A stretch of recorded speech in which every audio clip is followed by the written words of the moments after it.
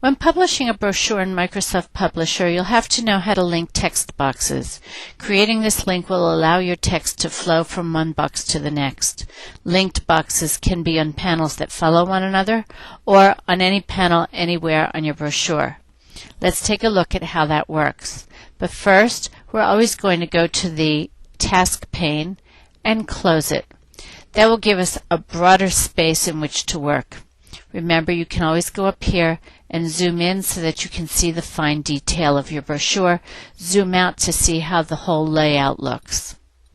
This is the front panel of our brochure and the back panel. And we're going to go to the second side, which is the entire inside when you open up your brochure.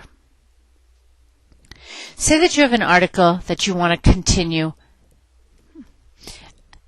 We've already started our secondary heading article in panel number 2.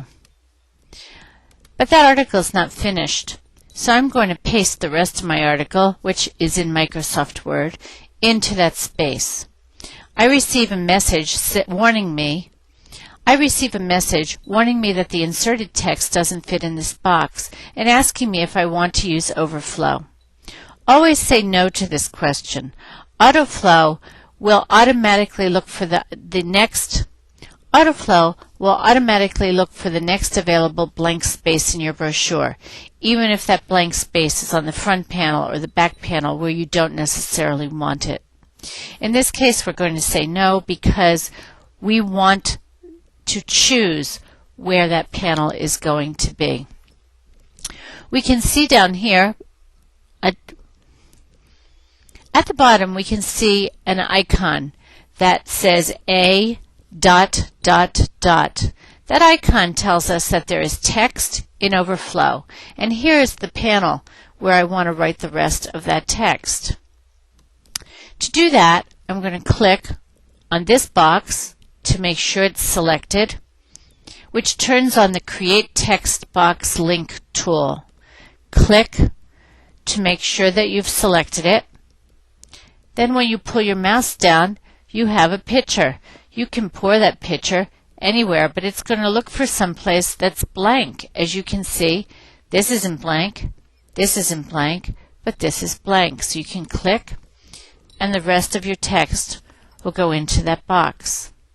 The other thing that we see now is that we have The other thing that we'll now see is that we have an icon pointing to the left, indicating that this box is linked to this box.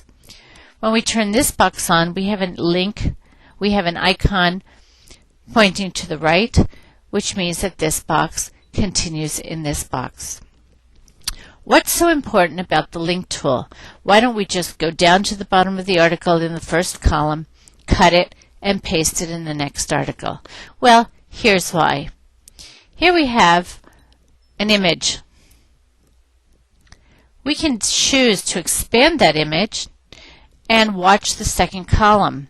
We can make it smaller and watch the second column. You may notice that the image is adjusting. You may notice that the text is adjusting to accommodate the image, and that's going to be very important. Before we leave this tutorial, just take a look at this symbol. That's a grouping symbol. If we click on that, we can ungroup. Then we can click off of the image, and we can move these around separately. If we want to put them back together again, we can hold the Shift key and multiple select, and then click on the grouping tool. Now if we move it, both the caption and the image are going to move together. Because we've linked our two columns, we can now add as many images as we like. We can make them larger or smaller as we like. We can also select all of the text and change the font if we'd like to do that.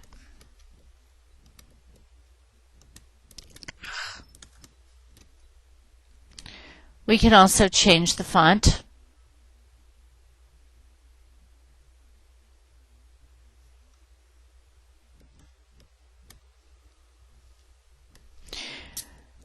Good luck with your brochure. Good luck with your brochure. If you have any questions, come see Miss Swan in the library.